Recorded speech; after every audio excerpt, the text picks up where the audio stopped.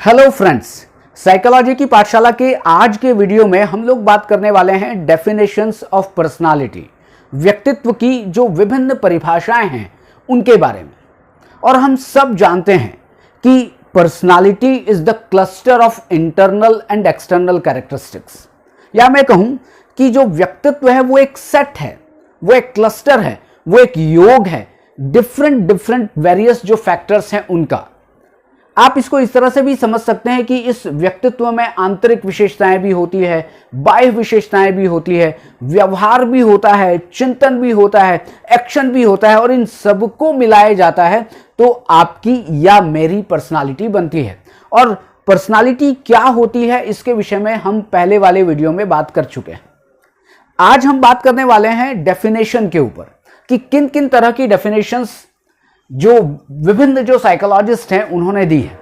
लेकिन एक बात आपको और ध्यान देने वाली है कि personality is the characteristic pattern of thought, feeling and behaviour, कि वो कैसा पैटर्न है हमारी पर्सनालिटी जिसमें कि थॉट इन्वॉल्व है, फीलिंग इन्वॉल्व है, बिहेवियर इन्वॉल्व है, और ये जो तीनों मिलकर क्या करते हैं, मेक ए पर्सन यूनिक, कि किसी व्यक्ति को यूनिक बनाते हैं। मैं आपसे अलग हूं, आप उस दूसरे व्यक्ति से अलग हैं, दूसरा व्यक्ति तीसरे व्यक्ति से अलग है, मतलब कि हम सब अलग हैं। किस लेवल पर? हमारे विचारों के लेवल पर, हमारी भावनाओं के लेवल पर और हमारे व्यवहार के लेवल पर। और इन सबको मिला दो तो वो क्या होती है? वो आपकी और मेरी पर्सनालिटी होती है। तो अब बात करते हैं डायरेक्ट डेफिनेशन ऑफ पर्सनालिटी के ऊपर।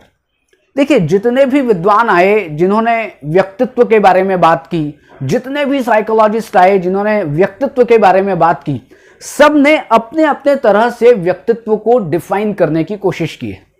और आज हम क्या करने वाले हैं? आज जो जो विद्वान एक जैसे थे, जिन्होंने एक ही विचार रखा व्यक्तित्व के बारे में, हम उनको एक कैटेगरी में रखेंगे। दूसरे जो विद्वान थे जिन्होंने एक दूसरी कैटेगरी बनाई, तीसरे विद्वान थे तीसरी कैटेगरी बनाई, तो अलग अलग डेफिनेशंस बन गई। और उन्हीं अलग डेफिनेशंस को हम 6 पार्ट में डिवाइड करके आज बात करने वाले हैं। तो सबसे पहली बात की सबसे पहली डेफिनेशन क्या हो सकती है, जिसको हम कहते हैं पॉपुलर डेफिनेशन, और आप इसको कह सकते हैं बायो सोशल डेफिनेशन। इसका नाम पॉपुलर डेफिनेशन भी है और बायो सोशल डेफिनेशन भी है, क्योंकि इस पॉपुलर डेफिनेशन को बायो सोशल डेफिनेशन जो नाम दिया था वो दिया था अल्पोर्ट ने। अगर हम इस पॉपुलर डेफिनेशन की बात करें तो बहुत सिंपल सी बात समझ में आती है। पॉपुलर का मतलब है लोकप्रिय। कौन लोकप्रिय होगा, कौन पॉपुलर होगा? जो बहुत अच्छी तरह से बात करेगा, जो बहुत अच्छे कपड़े पहनेगा, जो बिल्कुल हाजिर जवाब होगा, जो मतलब होगा क्या कि जो एक्सटर्नल जो अपीयरेंस है, चाहे उसके शरीर का हो सकता है, चाहे उसके व्यवहार का हो सकता है, चाहे उसके कपड़े पहनने का तरीके का हो सकता है, जो सोशल वैल्यूज हैं और सोशल वैल्यूज जिनको मान्यता देती है, सोशल वैल्यूज जो ज्यादा फॉलो करता है, उन सब जो पर्सनालिटीज हैं या वो सारी के सारी पर्सनालिटी जो कैरेक्टरिस्टिक्स हैं वो किस में आती हैं? वो आती है पॉपुलर डेफिनेशन में, या मैं उसको कहूं बायो सोशल डेफिनेशन। जैसा कि मैंने कहा कि बायो सोशल डेफिनेशन, इस डेफिनेशन का नाम दिया था अल्पोर्ट ने। लेकिन क्या ऐसा पॉसिबल है कि सारे लोग हाजिर जवाब हों? क्या ऐसा पॉसिबल है कि सोशल वैल्यूज के आधार पर जो चीजें सही हो हर व्यक्ति वही काम करे?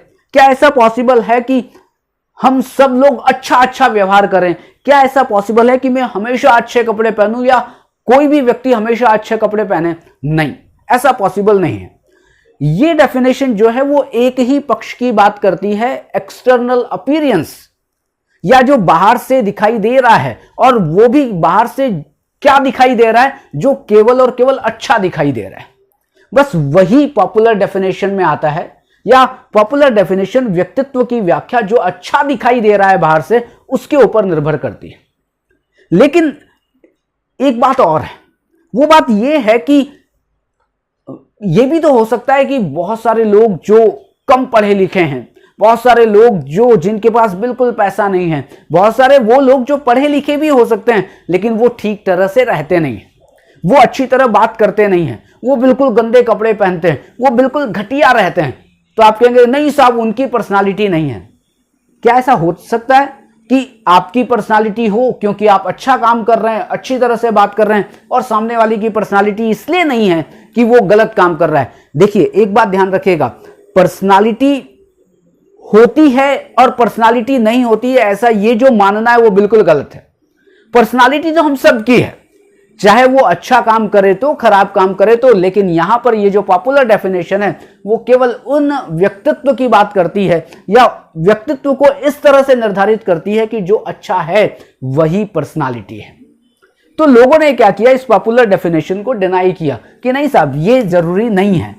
तो दूसरी डेफिनेशन आई, एक दूसरे विचारधारा आई, और दूसरी विचारधारा आई जिसको हम कहते हैं पॉलिटिकल डेफिनेशन ऑफ पर्सनालिटी। अब पॉलिटिकल डेफिनेशन देखिए, नाम से बिल्कुल आपको समझ में आ रहा होगा कि पॉलिटिकल मतलब कि राजनैतिक परिभाषा। और राजनैतिक परिभाषा क्या कहती है व्यक्तित्व की? वो ये कहती है कि जिन लोगों में राजनेताओं के गुण हों। यहां पर हम राजनेताओं के अच्छे और खराब गुण की बात नहीं कर रहे हैं, बस ये उन्होंने कहा कि अगर पॉलिटिकल डेफिनेशन समझना है तो आपको क्या करना पड़ेगा, आपको राजनेताओं के गुण या पॉलिटिशियंस के जो गुण हैं उनको आपको देखना पड़ेगा कि राजनेता कितनी अच्छी तरह बात करता है। राजनेता की जो लाइफ अगर आप देखेंगे, मैं उसको बहुत अच्छी तरह एक्सप्लेन नहीं करूंगा राजनेता की लाइफ को, कि कोई व्यक्ति कमेंट कर सकता है, कोई व्यक्ति मेरे पर कोई झूठी बात मुझे लगा सकता है कि मैं गलत तरीके से राजनेताओं को देख रहा हूं या अच्छे तरीके से राजनेताओं को देख रहा हूं। मैं ये कह रहा हूं कि पॉलिटिकल डेफिनेशन का मतलब है कि आप राजनेताओं में जो गुण देखते हैं वो अच्छे भी हो सकते हैं, खराब भी हो सकते हैं, बस वो गुण जिन लोगों में होते हैं उनकी पर्सनालिटी होती है। देखिए ध्यान रखिएगा, ये बार बार क्या कह रही है परिभाषाएं कि वही पर्सनालिटी मानी जाएंगी, लेकिन ऐसा बिल्कुल भी नहीं है, क्योंकि ऐसा नहीं हो सकता कि हर व्यक्ति में पॉलिटिशियंस के गुण हों। तो फिर इस डेफिनेशन को भी डिनाई कर दिया गया, और फिर एक थर्ड डेफिनेशन आई जिसको हम कहते हैं बायोफिजिकल डेफिनेशन। और बायोफिजिकल डेफिनेशन जो है, जिसको आप कहते हैं जैव दैहिक परिभाषा। बायोफिजिकल डेफिनेशन बहुत इंपॉर्टेंट है। वो इंपॉर्टेंट इसलिए कि बायोफिजिकल डेफिनेशन व्यक्तित्व की व्याख्या करती है शारीरिक संरचना के आधार पर। वो ये कहती है कि देखिए आपका शरीर कैसा है, आपकी फिजिकल कॉन्स्टिट्यूशन कैसा है, उस फिजिकल कॉन्स्टिट्यूशन के आधार पर आपके व्यक्तित्व को डिफाइन किया जा सकता है। और यह बात कहीं ना कहीं सही लगती है। पॉलिटिकल डेफिनेशन सही नहीं लगती है, पॉपुलर डेफिनेशन सही नहीं लगती है, लेकिन यह बात बिल्कुल सही लगती है कि आपकी जो शारीरिक संरचना है, आप बहुत दुबले हैं, आप बहुत मोटे हैं, आप बहुत हेल्दी हैं। ये जो मोटे होते हैं उनकी पर्सनालिटी अलग तरीके की होती है, जो दुबले होते हैं उनकी पर्सनालिटी अलग तरीके की होती है, जो हेल्दी होते हैं उनकी पर्सनालिटी अलग तरीके की होती है। तो आपको यह बात बिल्कुल समझ में आएगी कि यस, फिजिकल कॉन्स्टिट्यूशन के आधार पर आप व्यक्तित्व को परिभाषित कर सकते हैं। अब अगर आप इसके आधार मतलब कि फिजिकल कॉन्स्टिट्यूशन के आधार पर आप परिभाषित कर रहे हैं, तो आपने एक नाम सुना होगा जिसका नाम है शेल्डन, और एक नाम और सुना होगा जिनका नाम है क्रैशमर। ये दोनों ही साइकोलॉजिस्ट ऐसे थे जिन्होंने फिजिकल कॉन्स्टिट्यूशन के आधार पर पर्सनालिटी को डिफाइन किया है। और आपने सुना भी होगा mesomorphic personality, endomorphic personality, ectomorphic personality, picnic type personality. इनकी बात हम करने वाले हैं, मतलब ऐसा नहीं है कि हम अभी नहीं करने वाले हैं, लेकिन बाद में हम इनकी डिटेल वीडियो बनाने वाले हैं। मैं केवल अभी आपको समझाने की कोशिश कर रहा हूं कि बायोफिजिकल डेफिनेशन केवल और केवल शरीर के आधार पर, अंदर क्या चल रहा है उसकी बात नहीं हो रही, शरीर के आधार पर यह बताने की कोशिश करती है कि व्यक्तित्व क्या होता है। उसके बाद फिर एक डेफिनेशन और आती है। कुछ लोग कहते हैं कि नहीं साहब, केवल शरीर ही सब कुछ नहीं होता। तो फिर उन लोगों ने क्या किया, उन्होंने कहा कि एक डेफिनेशन है जिसका नाम है ओमनीबस डेफिनेशन। ओमनीबस का जो मीनिंग है वो होता है समाकलन, नहीं सॉरी, वो होता है सर्वग्राही। ओमनीबस का डेफिनेशन हिंदी होता है सर्वग्राही, कि सभी चीजों को अपने अंदर आप धारण कर लो। अब ये जो ओमनीबस डेफिनेशन है वो थोड़ी सी टिपिकल है, डिफिकल्ट है। ओमनीबस क्या कहती है कि व्यक्तित्व में शारीरिक संरचना भी इन्वॉल्व है, व्यक्तित्व में मानसिक संरचना भी इन्वॉल्व है, व्यक्तित्व में आपकी कोई इननेट डिस्पोजिशंस मतलब कि जो जन्म से जो चीजें आई हैं वो भी इन्वॉल्व है, व्यक्तित्व में जो चीज आप सीखते हो वो भी इन्वॉल्व है, व्यक्तित्व में शरीर मन पहले से जो आपने सीखी, अभी आपने सीखी, पूर्व जन्म में आपने क्या किया था, जैविक रूप से आपके अंदर क्या चीजें आई थी, सबको आप घिचुड़ पुचुड़ मिला दो, सब में इंटरेक्शन करो और वो जो बनेगा वो आपकी पर्सनालिटी है। अब ये समझ नहीं आती कि साहब इननेट हमने सीख कर क्या आए थे, हम क्या सीख रहे हैं, हम जन्म से हम क्या लेकर आए थे, मतलब बहुत सारी चीजें कॉम्प्लेक्स लेकर है, मतलब कॉम्प्लेक्सिटी ज्यादा है। तो कॉम्प्लेक्सिटी ज्यादा है तो लोगों ने कहा कि नहीं साहब थोड़ा सा और आसान बनाओ, क्योंकि आप वो चीज समझ में आएगी जो आसान होगी। अब कभी आप कहते हो कि शरीर के आधार पर पर्सनालिटी को एक्सप्लेन कर लो, कभी आप कहते हो साहब जो राजनेताओं को देखो और राजनेताओं को देखकर आप पर्सनालिटी को एक्सप्लेन करो। कुछ लोग कहते हैं नहीं साहब जो अच्छा अच्छा दिख रहा है उसको देखकर पर्सनालिटी को एक्सप्लेन करो। और अब आप और ज्यादा दिक्कत वाले बात कर रहे हो कि साहब सबको मिला दो, मतलब कुछ सब मिला दो और सबके बाद बात करें, तो ये बात समझ में नहीं आती है। तो फिर इस ओमनीबस डेफिनेशन को थोड़ा सा और आसान बना दिया गया और आसान बनाने के बाद ओमनीबस डेफिनेशन में एक साइकोलॉजिस्ट का नाम आता है जिनका नाम है प्रिंस। प्रिंस ने इस डेफिनेशन में अपनी बात रखी थी। अब ओमनीबस डेफिनेशन को और ज्यादा आसान बनाया गया तो इसको कह दिया गया, एक डेफिनेशन आई जिसको कहते हैं इंटीग्रेटेड डेफिनेशन। इंटीग्रेटेड डेफिनेशन जिसका हिंदी है समाकलन परिभाषा। समाकलन परिभाषा। अब देखिए इंटीग्रेटेड डेफिनेशन में क्या किया, यहां तो सब चीजें अलग अलग पड़ी हुई थी, कहां पर ओमनीबस में फिजिकल, मेंटल, इननेट, एक्वायर्ड सब चीजें अलग अलग थी। यहां पर इंटीग्रेटेड, अब आप इंटीग्रेटेड को समझने के लिए एक बड़ी अच्छी आपको एक एग्जांपल देता हूं। आप ऐसा करें, आप अभी इस वीडियो को देखने के बाद, अभी मत जाइएगा, इस वीडियो को देखने के बाद आप जाइएगा अपने किचन में और किचन में आप खिचड़ी बनाइएगा।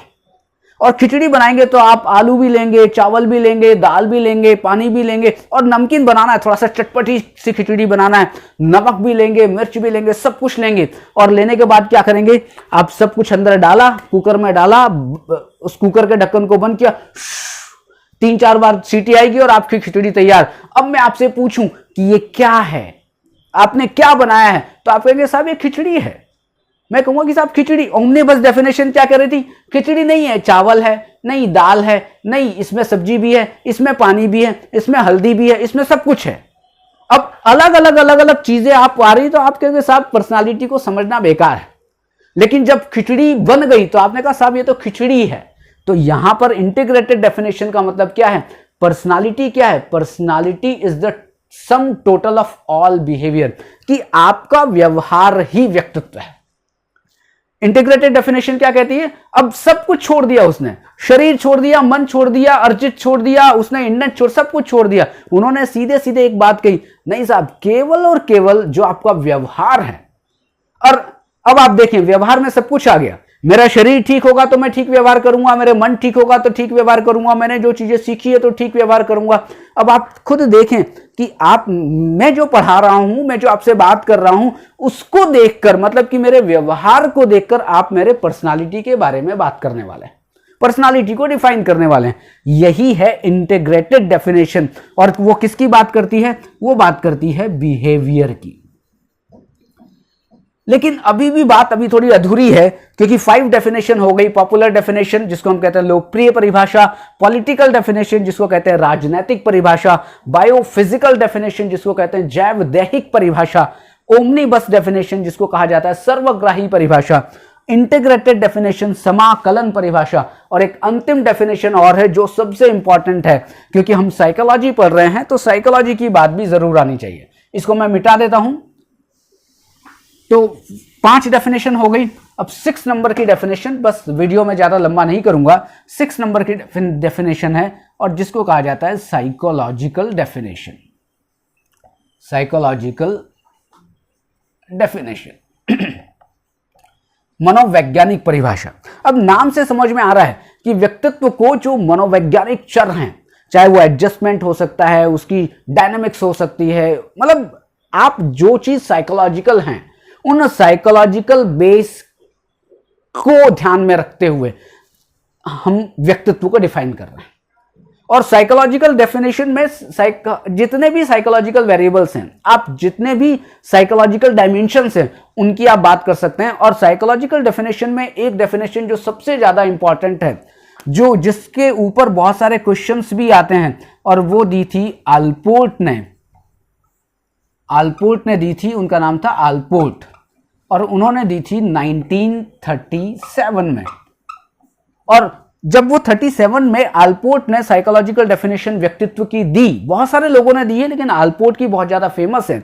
जब उन्होंने 1937 में ये डेफिनेशन दी तो उसके पहले 49 डेफिनेशन दी जा चुकी थी, और उन्होंने अपनी 50वीं डेफिनेशन बनाई, और सबका जो सार है, जो सबका जो एब्स्ट्रैक्ट है, वो एब्स्ट्रैक्ट किस में रख दिया, इस साइकोलॉजिकल डेफिनेशन में, अपनी जो डेफिनेशन दी। और उन्होंने क्या कहा था, मैं केवल आपको एक बार बोल के बता देता हूं, कल साइकोलॉजिकल डेफिनेशन पर एक बड़ा वीडियो बनाने वाला हूं, भूलिएगा मत, बहुत ही इंपॉर्टेंट डेफिनेशन है, कल देखना मत भूलिएगा। तो आलपोर्ट ने डेफिनेशन क्या दी कि personality is the dynamic organisation of psychophysical system that determines his unique adjustment to his environment. उन्होंने कहा कि जो व्यक्तित्व है मनोशारीरिक तंत्रों का गत्यात्मक संगठन है, जो कि वातावरण में व्यक्ति के अपूर्व समायोजन को निर्धारित करता है। अभी थोड़ा सा कठिन लग रहा होगा, लेकिन अभी मैंने केवल आपको ये डेफिनेशन बताई है, कल इस पूरी डेफिनेशन को एक्सप्लेन करूंगा कि आलपोर्ट क्या कहना चाहते हैं। लेकिन आपको आज ये बेस समझ में आ गया होगा कि अगर आपको व्यक्तित्व को समझना है तो आप पॉपुलर डेफिनेशन से समझ सकते हैं, आप जिसको हम बायोसोशल डेफिनेशन भी कहते हैं, आप पॉलिटिकल डेफिनेशन से समझ सकते हैं, आप बायोफिजिकल डेफिनेशन से समझ सकते हैं, आप ओमनीबस डेफिनेशन से समझ सकते हैं, आप इंटीग्रेटेड डेफिनेशन से समझ सकते हैं, और सबसे लास्ट साइकोलॉजिकल डेफिनेशन से भी आप समझ सकते हैं। तो आज के वीडियो में हम इतनी ही बात करने वाले हैं। कल बात करेंगे केवल और केवल एक डेफिनेशन के बारे में, क्योंकि वो बहुत इंपॉर्टेंट है, और जो है साइकोलॉजिकल डेफिनेशन ऑफ पर्सनालिटी, और उसमें बात करेंगे आलपोर्ट ने जो डेफिनेशन दी थी उसको एक्सप्लेन करने की, उसको बिल्कुल उसको डीकोड करने की कोशिश करेंगे। तो आज के लिए इतना ही। Thank you very much.